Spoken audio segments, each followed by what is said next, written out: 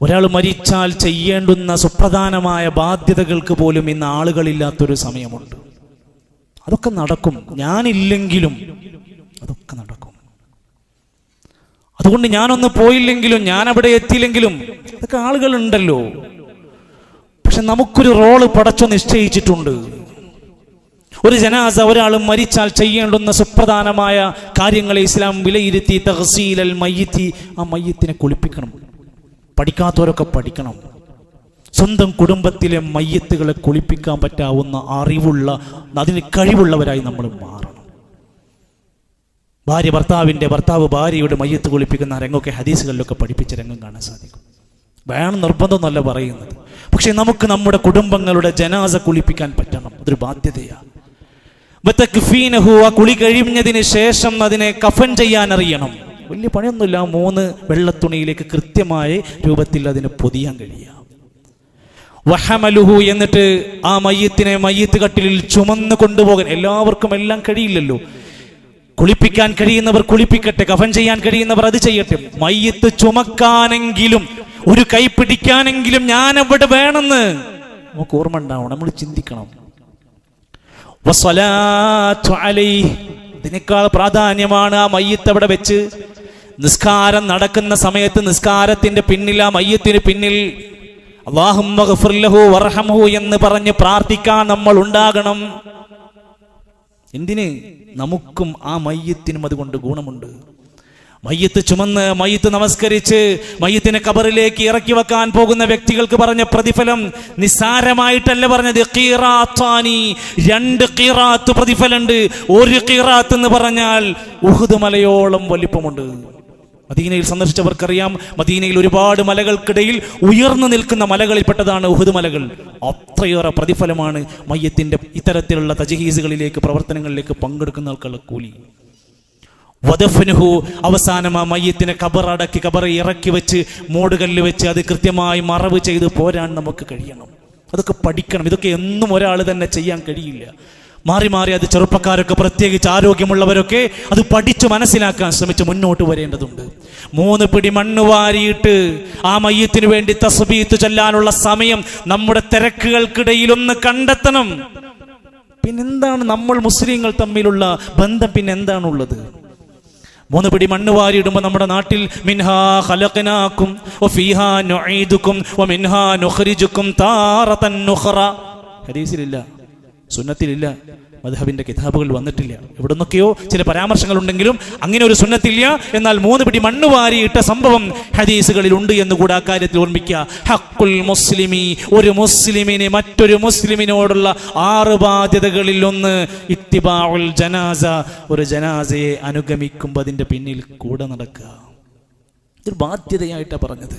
അതിന്റെ പ്രതിഫലം അത് തന്നെ പഠിപ്പിച്ചിരിക്കുന്നത്. നബി കരീം സല്ലല്ലാഹു അലൈഹി വസല്ലമ ആ നമസ്കാരത്തിന്റെ കാര്യത്തിലൊക്കെ കാണിച്ചത് കാണാം. നബി തങ്ങളുടെ കാലഘട്ടത്തിൽ ഒരു ജനാസയെ മറവ് ചെയ്തു. ആരുമല്ല, മദീന പള്ളി അടിച്ചു വാരി വൃത്തിയാക്കിയിരുന്നൊരു സ്ത്രീയായിരുന്നു. ആ സ്ത്രീ മരിച്ചു. വേഗത്തിൽ അവർ മറവ് ചെയ്തു. നബി തങ്ങൾ ഇത് അറിഞ്ഞിട്ടില്ല വിവരങ്ങൾ. അടുത്ത ദിവസം ഇവരെ കാണാതായപ്പോൾ അന്വേഷിച്ചു. അവരെവിടെ പോയി? അവരെ കാണുന്നില്ലല്ലോ. അവർ മരിച്ചു. നബിയെ നബിതങ്ങൾ ചോദിച്ചു, ദുല്ലൂനി അലാ ഖബരിഹ, അവരുടെ ഖബറൊന്ന് എനിക്ക് കാണിച്ചു തരുമോ? നബിതങ്ങൾക്ക് ലോകത്തെ എല്ലാ കാര്യവും അറിയാമെന്ന് വാദിക്കുന്നവര് ഈ ഹദീസ് പഠിക്ക്. അവരുടെ ഖബറൊന്ന് എനിക്ക് കാണിച്ചു തരുമോ? ഏതാണ് അവരുടെ ഖബർ? സഹാബത്ത് കൂട്ടിക്കൊണ്ടുപോയി കാണിച്ചു കൊടുത്തു. നബിതങ്ങൾ ആ ഖബറിന്റെ ചാരത്ത് നിന്ന് മയ്യിത്ത് നമസ്കരിച്ചു.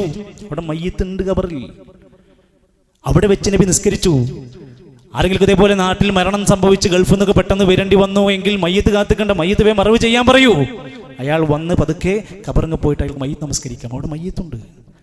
എന്നാൽ മയ്യിത്തില്ലാത്ത നമസ്കാരം നബി സല്ലല്ലാഹു അലൈഹി വസല്ലം നമസ്കരിച്ചത് ഒറ്റ ഘട്ടത്തിലാണ്. നജാഷി എന്ന് പറയുന്ന ഒരു രാജാവ് മരിച്ചു.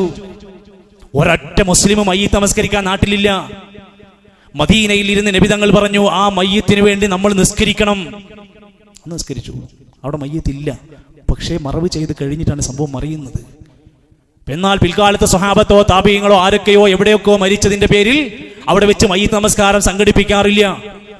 മുന്നിൽ ഒരു മയ്യിത്ത് ഉണ്ടെങ്കിലാണ് മയ്യിത്ത് നമസ്കാരം സംഘടിപ്പിക്കാറുള്ളത്.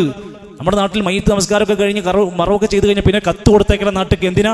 അടുത്ത വെള്ളിയാഴ്ച എല്ലാവരും മയ്യിത്ത് നിസ്കരിക്കണം. അപ്പോൾ നിസ്കാരം ഇവിടെ കഴിഞ്ഞിട്ടുണ്ട്, മറവ് ചെയ്ത് കഴിഞ്ഞിട്ടുണ്ട്, പിന്നെ അതിൻ്റെ ആവശ്യമില്ല. പിന്നെ മയ്യിത്തിന് വേണ്ടി പ്രാർത്ഥിക്കലാണ് അതിൻ്റെ ഏറ്റവും പ്രസക്തമായ ഭാഗം എന്ന് നമ്മൾ ഓർക്കുക. അതേപോലെ തന്നെയാണ് റസൂൽ കരീം സല്ലല്ലാഹു അലൈഹി വസല്ലം അവിടെ നിന്ന് പഠിപ്പിച്ചിരിക്കുന്ന സുന്നത്തുകളുടെ കൂട്ടത്തിൽ കാണാം, ഒരു ജനാസ ഒരു വീട്ടിൽ നിന്ന് മരണം സംഭവിച്ചു കഴിഞ്ഞാൽ അവർക്ക് വേണ്ടി തഅസിയത്ത്, അവരെ ഒന്ന് സമാധാനിപ്പിക്കുക. വല്ലാത്തൊരു ഏർപ്പാടായിരിക്കും. അവരുടെ പ്രിയപ്പെട്ടവരാണ് വിട്ടുപോയിരിക്കുന്നത്. അവരെ എവിടെ നിന്ന് കാണുകയാണെങ്കിലും, പള്ളിയെന്നോ അങ്ങാടിയെന്നോ എവിടെ നിന്ന് കണ്ടാലും അവരുടെ മയ്യത്തിന് വേണ്ടി പ്രാർത്ഥിച്ച് അവരോട് ക്ഷമിക്കാൻ പറഞ്ഞ് അവരെ സമാധാനിപ്പിക്കുക എന്ന പണിക്കാണ് തഅസിയത്ത്. അതിന് നമ്മൾ കുറേ കെട്ടും മാറാപ്പും കോഴിമുട്ടിയും എല്ലാം കൂടി എടുത്തു പോകേണ്ട ആവശ്യമില്ല. സമാധാനിപ്പിക്കുക, ആശ്വസിപ്പിക്കുക എന്നാണ് ആ വാക്കിന്റെ അർത്ഥം. സഹാബത്തൊക്കെ കണ്ടാൽ പറയാറുണ്ട്, അഅ്ളമല്ലാഹു അജ്റക്, അല്ലാഹു നിങ്ങൾക്ക് വമ്പിച്ച പ്രതിഫലം തരട്ടെ, നിങ്ങളുടെ മയ്യത്തിന് അല്ലാഹു പുറത്തു കൊടുക്കട്ടെ, നിങ്ങൾ നല്ല ക്ഷമിക്കണം എന്നൊക്കെ പറഞ്ഞ് ആ കുടുംബക്കാരെ സമാധാനിപ്പിക്കുന്ന രീതി ഇസ്ലാമിലുണ്ട്. എന്നാൽ ഒരു ജനാസയെ ഖബറടക്കി കഴിഞ്ഞാൽ ചില കാര്യങ്ങൾ പാടില്ലാത്തതാണ്. ശ്രദ്ധിച്ചോളൂ, ചില കാര്യങ്ങൾ ഹറാമാണ്. കർമ്മശാസ്ത്ര ഗ്രന്ഥങ്ങളിലൊക്കെ കാണാം, യുഹ്റമു റഫഉൽ ഖബരി ഫൗഖ ശിബിരിൻ, ആ ഖബർ എത്ര നല്ല മനുഷ്യൻ്റെതാണെങ്കിലും ഒരു ചാണിൽ അധികം ഉയർത്തിക്കെട്ടാൻ പാടില്ല. മണ്ണിങ്ങനെ കുറെ ബാക്കിയുണ്ട്, ഇങ്ങനെ കൊണ്ടുവന്ന് കൂട്ടാൻ പാടില്ല. ഒരു ചാണോളം ഉയരത്തിലാണ് ഖബർ ഉയർത്താൻ പാടുള്ളൂ, അതിനപ്പുറം ഉയരാൻ പാടില്ല. ഖബറുമ കുമ്മായമടിക്കാൻ പാടില്ല. ഖബറിനെ ചുംബിക്കാൻ പാടില്ല. ഖബറിങ്ങിൽ പുകക്കാൻ പാടില്ല, എന്തെങ്കിലും സുഗന്ധം കൊണ്ടുവന്ന് പുകക്കാൻ പാടില്ല. വൽ കിതാബ, ഖബറിങ്ങ എഴുതി വെക്കാൻ പാടില്ല. വൽ ജുലൂസ്, ഖബറിങ്ങയിൽ ഇരിക്കാൻ പാടില്ല. അവിൽ മഷിയ, ഖബറുമ കൂടെ നടക്കാൻ പാടില്ല.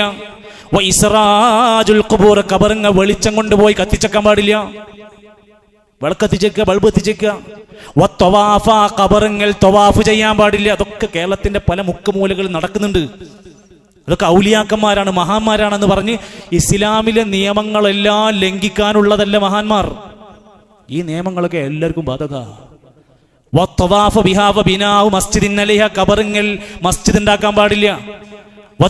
മസ്ജിദി, ഒരു മയ്യത്തിനെ പള്ളിക്ക് അകത്ത് മറവ് ചെയ്യാൻ പാടില്ല. ഇതൊക്കെ ഇസ്ലാമിക ലോകത്ത് അറിയപ്പെടുന്ന കിതാബുകളുടെ അകത്ത് കിടക്കുന്നുണ്ട്. പാലിക്കാൻ നമ്മൾ സന്നദ്ധരാവണം. നാട്ടിൽ വെല്ലുവിളി ഉണ്ടാവും. ഇത് പറഞ്ഞു കൊടുത്താൽ എതിർക്കാൻ ആദ്യം ചിലപ്പോൾ പുരോഹിതന്മാർ രംഗത്ത് വരും. പറയുക എന്നത് നമ്മുടെ ഉത്തരവാദിത്തമാണ്.